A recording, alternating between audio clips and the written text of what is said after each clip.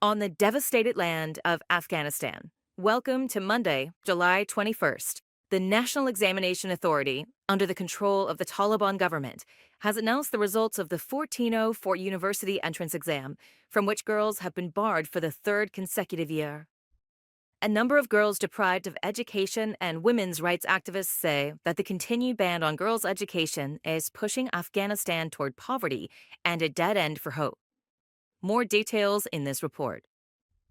While in previous years before the Taliban came to power, girls had consistently managed to secure the top spot in the university entrance exam, canker, this year, for the third consecutive year, they were barred from participating in the exam. Once again, a boy was introduced as the top scorer in the canker without the presence or competition of girls. A number of schoolgirls deprived of education say that with the announcement of the canker results, their names were not on any list. Not because they hadn't studied, but simply because they are girls and were not allowed to take part in the exam. Kubra Haidari, one of them, said that the canker exam is a bridge for girls to reach their dreams. The canker exam is not just a simple test, but a bridge to cross into the world of our dreams. But unfortunately, this bridge has been broken. In Afghanistan, we have no way to reach our goals and dreams. Honestly, we're just tired of being girls and of living in Afghanistan. We really don't know what to do anymore or which wall to bang our heads against, just to show that we're here and we're alive. We are half of the body of society. We want to do this. But there's no one to hear our voices. Some women's rights activists say that depriving girls of the university entrance exam is not just erasing a generation of students, but erasing the future of a great nation. Galtra Yazdani, one of these activists and the head of the Afghanistan Women's Cooperation Organization, says that this decision by the Taliban is not just misogynistic, but that the continued restriction of girls' education will drive Afghanistan further into poverty, backwardness, and despair. She said that education is a right for every human being, not a privilege.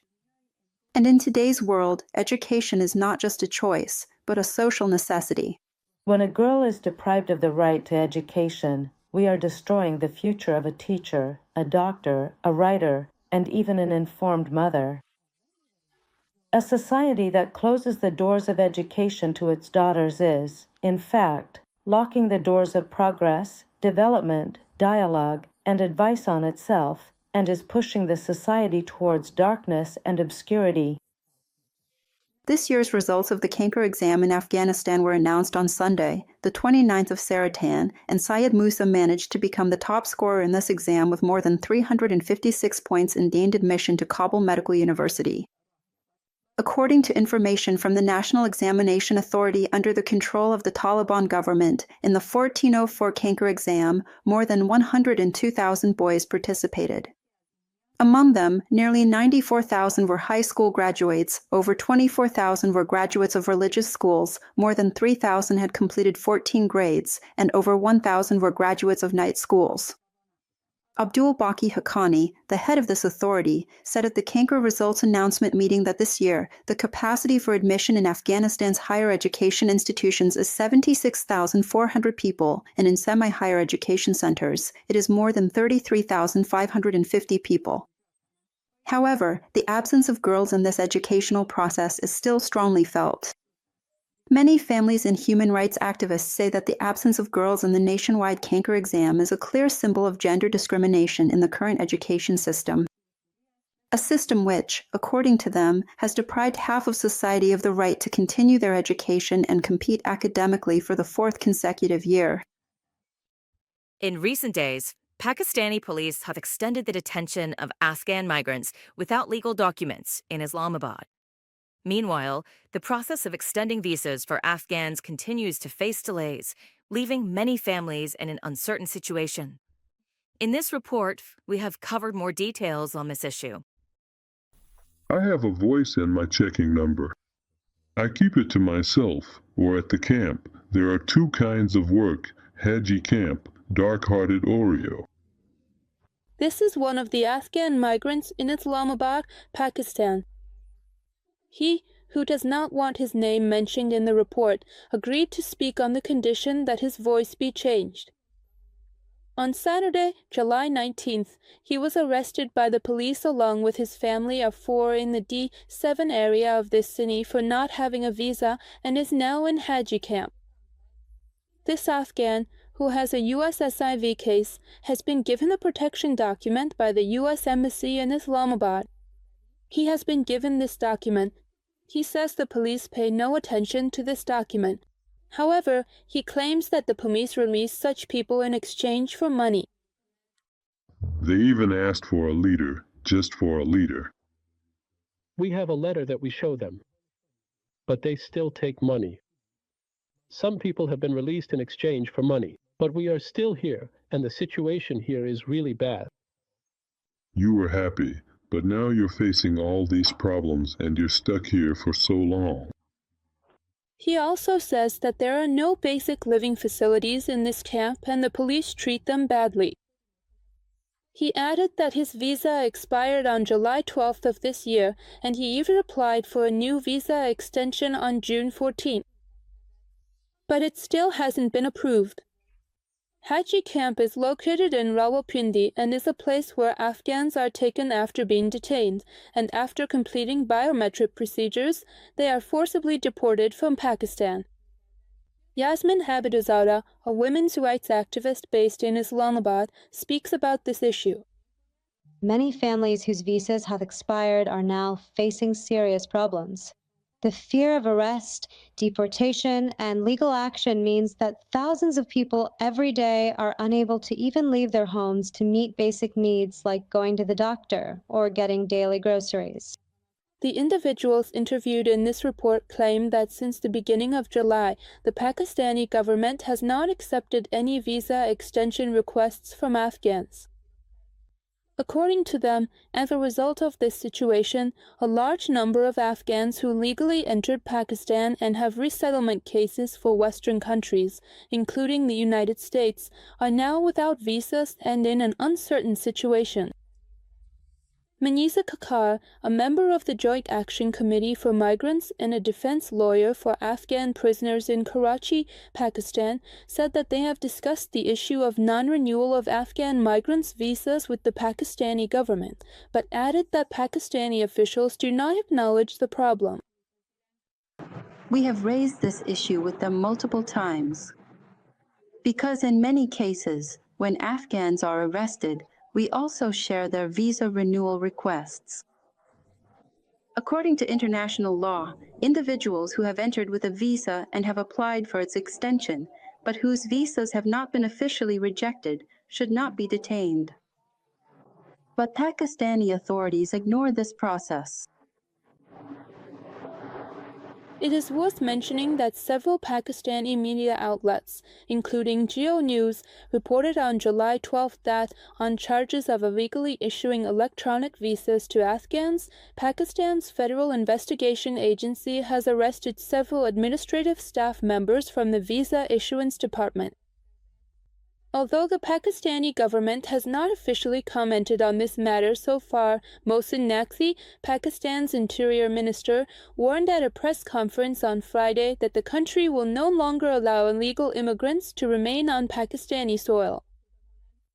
Pakistani media, including Sama TV, quoted Mohsin Naqvi as saying that there will be no leniency towards Afghans who are present in Pakistan without visas and documents, and that they must leave the country. This comes as Pakistan has already started the process of arresting and forcibly deporting undocumented Afghan migrants, including those holding ACC cards. The Pakistani government has also warned 1.4 million Afghan refugees holding PR cards that they must leave the country. Mohsin Naqvi has stated that the government has decided not to extend the validity of the PR cards, and that refugees holding this document must also leave Pakistan. The mass return of Afghan migrants from Iran and Pakistan has prolonged the housing crisis in Kabul. Returning families are facing a severe shortage of affordable and suitable housing, and many are forced to wander between the homes of their relatives. Pay attention to our exclusive report on this matter. We didn't get a house, after all, even though we're staying at a relative's house here. An Afghan woman who recently returned to Afghanistan from Iran and does not want to be named in the report says she came back to her country about a week ago, and now, because she doesn't have a house, she's moving between relatives' homes in the Dasht-e-Barchi area of Kabul. She, who is the head of a 7-member family, said, "We could buy a house somewhere, but people kept moving from the right side in the list. When we came from Iran, even the landlords here didn't give us a place. We had the deposit money for a house. But honestly, there isn't a suitable place for us at all. The houses don't have proper things. We want to move to another house. We stayed in someone else's house. We don't have access to these good facilities." Latifa, another migrant who returned from Iran 2 weeks ago, says she found a 2-room house in the Shah Shahid area of Kabul, but the rent is 7,000 Afghanis, which she can barely afford. "We are very worried. That's it.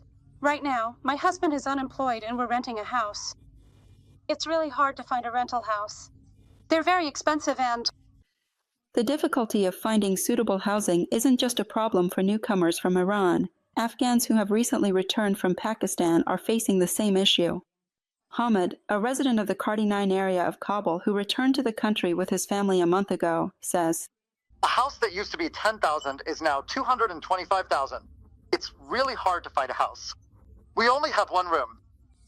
We've been living in one room since we came from Pakistan because our financial situation was weak, it was really hard to find work, and we can barely cover our daily expenses. We pay 3,300 rupees rent for one room, and the electricity bill comes to 3,500 rupees. 6 people." Previously, migrants who returned to Afghanistan from Iran and Pakistan also faced serious problems with housing and have repeatedly complained about it in interviews. Some officials from real estate agencies in Kabul have also confirmed this problem in the past. Although the Taliban government has repeatedly claimed that it is building residential townships for returning migrants, it seems that making this happen will take time, while those who have returned are in urgent need of housing.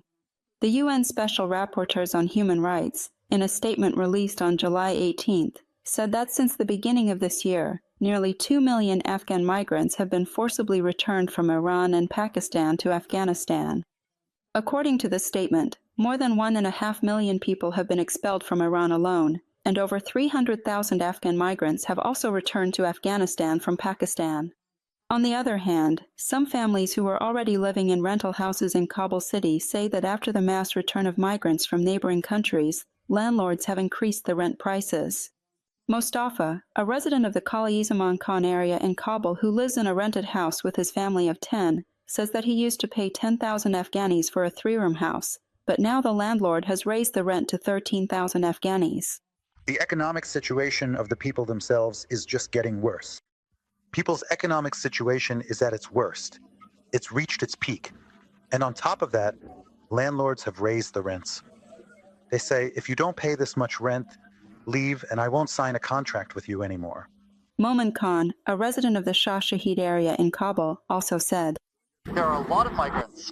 Now, not only have house rents increased, but you can't even find a place to rent. And even if you do find one, you have to accept it at whatever price they ask." These complaints are being raised while, recently, the Taliban's Ministry of Justice issued a statement asking people to file complaints against landlords if rents go up. The Afghanistan Analysts Network had also previously stated that rents, especially in Kabul, have gone up, and that the return of migrants from neighboring countries is one of the main reasons for this increase, which has caused a lot of problems for people. July 20th is World Chess Day, and Afghanistan is also a member of this federation. But now, this game of strategy and intellect has been banned in the country. Pay attention to our exclusive report on this topic. Every person falls in love once. Everyone experiences love once. As for me, I'm in love with chess. Naveed Ahmad, a 19-year-old chess player, is from Kunduz province. He says that since he was 10, when his father used to play chess, he became interested in the game, and ever since then, chess has been his companion. According to Naveed Ahmad, the Taliban's decision to ban chess dealt a heavy blow to his spirit. Someone who loved chess, someone who was passionate about it. At first, I myself was really heartbroken when I heard that chess had been banned in Afghanistan, because I myself had planned that one day, God willing, I would travel from my province to another, and I was eager for the day when I could play chess with my peers and participate in tournaments. This chess enthusiast says that besides playing on the board, he has also installed various chess apps on his phone, allowing him to play both online and offline. Naveed Ahmad spoke about what he has learned from playing chess as follows. Chess is a game of patience. You have to be patient. It teaches us that in our daily lives, whatever we do, we need to have patience and perseverance. It teaches us that when we do something, we should really evaluate it, really think it through, and only then should we do it. One mistake can completely turn the board around and lead to defeat, and just like that, in everyday life, a single wrong move can ruin a person's whole life. Meanwhile, Sunday, July 20th, is World Chess Day. This year's motto for the day is "Every move counts." It's a motto that reminds us that, whether on the chessboard or in life, every decision can change the course of a person's life. Although this day has been celebrated in many countries around the world at the initiative of the World Chess Federation since 1966, the United Nations officially recognized it on December 12, 2019. July 20th marks the anniversary of the founding of the World Chess Federation in 1924. Afghanistan is also a member of this federation, but now this game of intellect and strategy has been declared banned in the country.